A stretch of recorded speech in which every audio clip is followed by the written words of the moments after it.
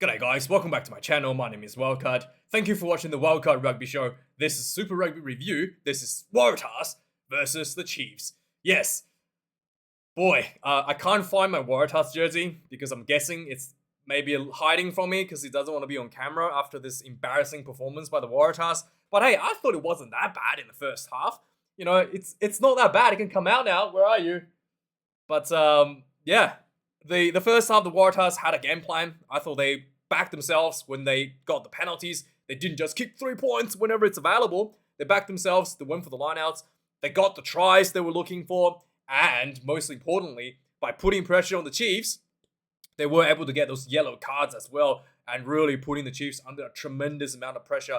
Halftime score was 12 points to 12, and I thought that was perfectly set up for the Waratahs to, feed on the energy of the home crowd and come out in the second half and put up a bit of an upset. But yeah, unfortunately, my wishes did not come true. The second half was quite embarrassing.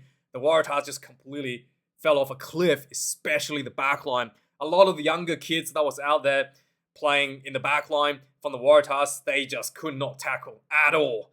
Like, it was embarrassing. It was literally like watching high school kids running around playing against grown-up adults.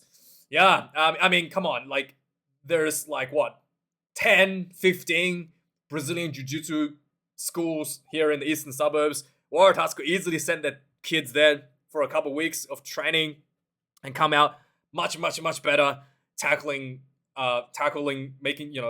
technique than what they were on display tonight. It was just really, really, really embarrassing to say the least. And yeah, with the poor tackling, the Chiefs was literally just like running through the defense, running around the defense, doing anything they want, scoring tries, and slowly but surely put the game away. Damian McKenzie, how many times has this guy?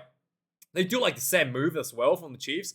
They had Damian McKenzie just do a little loop around, like a little backdoor ball to Damian McKenzie, running around like behind, like maybe a forward, and he just gets a backdoor ball, and then suddenly there's like an overlap created out wide, and then the Chiefs is through for the try. Like, there's so many times the same move just worked like a charm against the Waratahs. They just did not. The Waratahs backline did not adjust to this exact same move again and again and again. That just being breaking through. They did not adjust at all, conceding multiple tries from this exact move where Damian McKenzie does a loop behind. And yeah, I just couldn't fathom, like, the defensive coaches, the Waratahs really need to have a look at themselves and really need to look at what they're doing with their players and how this defensive is being organized in the back line. It's just a little bit. It wasn't just bad. It was like amateur. It was really like watching a bunch of amateurs running around out there.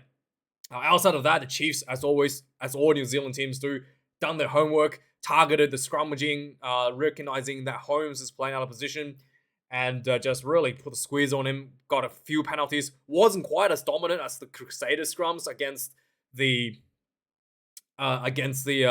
Rebels, but it was still just got the jobs done. Got every forward from the Waratahs committed to keep the scrum steady, and then giving that space for Damian McKenzie to do whatever he wants. But not whatever he wants, just the same move, loop behind, backdoor ball, try time out wide. It was just easy as that, really. And at the moment, looking at the state of the Australian rugby, the only 5'8" seems to be able to consistently make tackles is Carter Gordon. I know. I mean, Donaldson may be okay, but yeah, only one who's consistently. I thought Carter Gordon against Crusaders tonight was really, really good in his defense, making going all over the field, making tackles left and right. And I did not see any of that from the Waratahs backline. They were just grateful that nobody ran at them. A lot of the players looked like, and it was pretty bad. Anyway, there was also a bit of a moment with, what's his name? Samipeni Finau putting a shoulder on Tane Edmed. And he has done this before against Liner. Tucked shoulder with his arm out like this. Shoulder to the shoulder. Almost borderline late shot onto Edmed.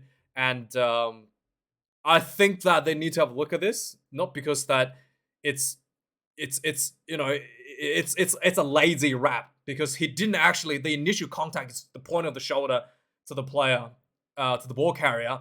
That's not a wrap. And then after the contact, he does the sort of flating arm around.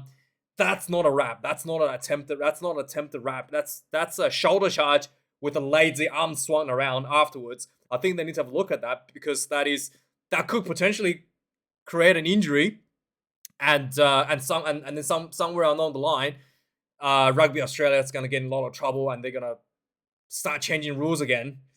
But I just don't think that's. I just don't think that's right. Like the technique, the fact that he just lazily swung his arm around after putting a blatant shoulder onto someone, it's just not. I don't think that should be considered a legal tackle. To be really frank with you, and just the fact that the initial impact point, it's the pointy bit of his shoulder. It's a very pointy bit of the shoulder making the impact first, and then if you do a legal tackle, the weight is distributed across a bigger, wider section of your shoulder. So I just don't think that's a legal tackle in that regard, just by flagging your arm around afterwards. So yeah, they need to have a look at that, I think.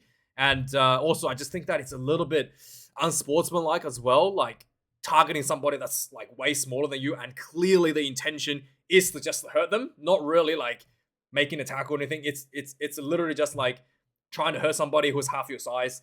I thought it was a little bit disgraceful from Samipeni Finau. And let me know your thoughts. And I mean, I'm really gonna, congratulations to the Waratahs for staying composed, not do anything stupid after that, because everybody was really riled up. I mean, if I was on the field, I probably, I don't know, I would have been pretty pissed off after that. If I was on the field, I'd probably do some pretty disgraceful stuff myself after that, because I am not a professional player, but I guess I have to applaud the Waratahs by staying composed and not do anything stupid, something that I might have done myself. Yeah, after that. So anyway, let me know your thoughts about that whole shenanigans. But let's move on to the match stats.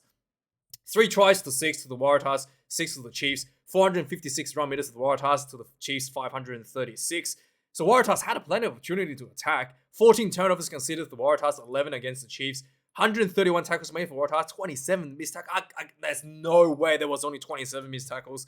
There was just missed tackles everywhere. Like people, I guess if you don't attempt to make a tackle, it's not considered a missed tackle. There was so many embarrassing, like people just running around, just completely getting juked left and right.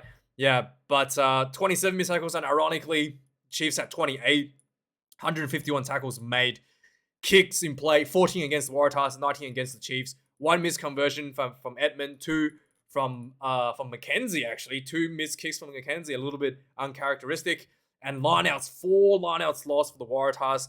Oh boy, out of 15. The Chiefs, no lineouts lost, 9 out of 9. There was 1 scrum loss against the Waratahs. Like I said, the Chiefs really did their homework and targeted Harry Johnson-Holmes for the scrummaging. And he was just brutal at times. And it was looking like the Waratahs was going to concede potentially a penalty try at one point, but they were able to hold on to that. Did a good job there. 11 penalties conceded against the Waratahs.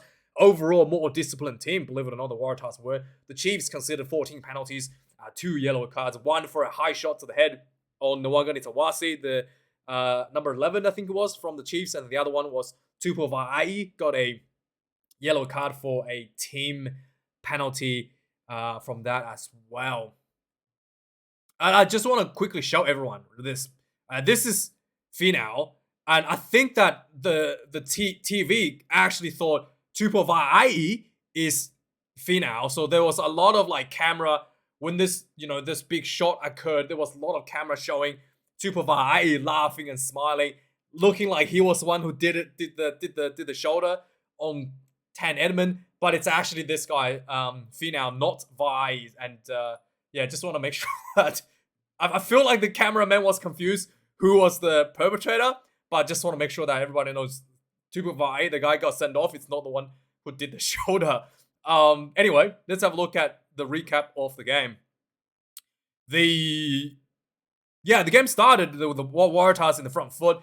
About 3 minutes into the game, the shoulder to Tane Edmed got a lot of people riled up, including some of the commentators. I was pretty riled up too. I thought I should have a look at that. the legality of that by Rugby Australia, maybe even World Rugby, because I feel like if someone actually gets injured, it would just be such a such a disgraceful, disappointing result if that was to ever happen. So anyway, 8 minutes to the game, there was a yellow card to, let's get his name up, to the number 11, to the Chiefs. Nana Soturu, yeah. Anyway, Nana Soturu. So he got sent off for shoulder to Nawagane Tawasi's head. And then after that, the Waratahs backed themselves for the line out. They went for the line out. They just went for the maul. And then Heaven looked up. There was just a massive gap between the Knight and the maul. He just ran for it. Try time, 7 points to nil to the Waratahs, 10 minutes into the game. Repeated penalties against the Chiefs, 18 minutes in. Again, just under pressure. The Waratahs building. And then, what's his name? Tupavai got sent off for a yellow card. 19 minutes in the game following this yellow card, the Waratahs had a penalty. It looked like they were going to kick for the goal. And the referee's like, no, sorry, Edmed. That's actually the wrong mark. The mark is closer to the sideline. Then the Waratahs like, oh, okay, we got some balls now. We're going to go for the line out instead. So they went for the line out. Again, the more collapsed. Jay Gordon picked and go into the blind side. Try time, 14 points to nil to the Waratahs. And then after this, the Waratahs just kind of 12 points to nil. They didn't get the conversion. The Waratahs just kind of went downhill from here, really. The Chiefs started to come back against, they had 14 players on the field and it didn't even look like it. They just had a midfield line out. And then the ball kind of just went out to Sean Stevenson, dummy and go. And Edmed just went falling to the ground, did not even, was completely juked by that. And then Stevenson just ran down the field. Try time, 12 points to 5. And just before half time, there was a lot of scrummaging from the Chiefs just in front of the Waratahs try line. They were targeting Holmes, really trying to get that penalty try, trying to get that yellow card. Could not do it. But regardless, 37 minutes on the clock. The Waratahs stabilized the scrum. No penalty. The ball just went out wide. Again, like I said, the ball went out wide. A little backdoor ball to Damien McKenzie sweeping around over the top. And what's his name? Narua goes into the corner. Try time. Yeah, 12 points to the 12. Halftime score for the team. Second half starts. Chiefs gets himself on the ball. 8 minutes into the game. And, again, just line out.